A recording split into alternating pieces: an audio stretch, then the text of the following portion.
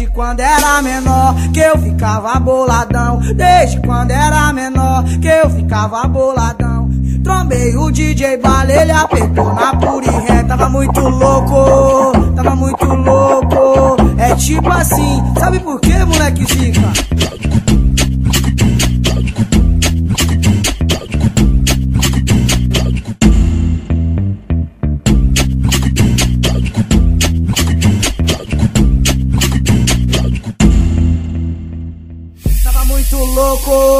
Tava muito louco, é tipo assim, sabe por quê, moleque zica?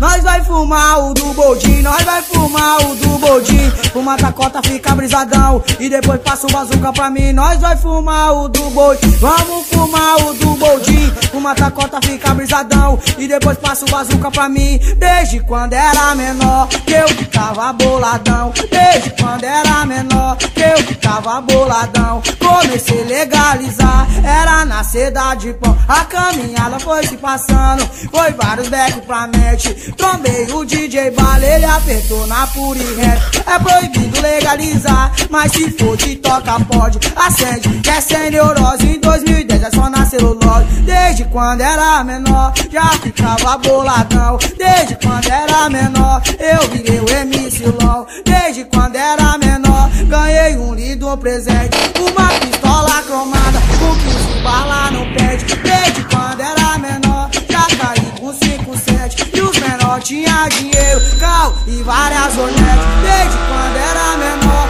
já ganhei uma profissão. Ou virar cabeleireiro, canta funk, eu sei ladrão.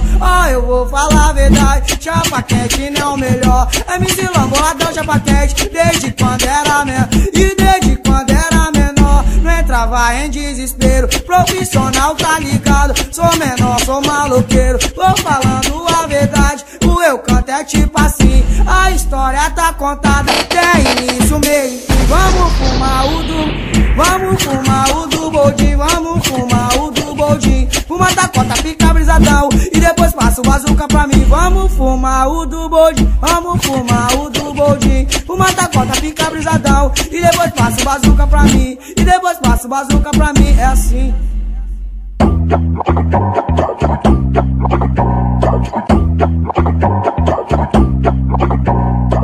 Tava muito louco, tava muito louco. Trombei o DJ Bala, ele apertou na pura e ré. É tipo assim, sabe por quê, moleque zica?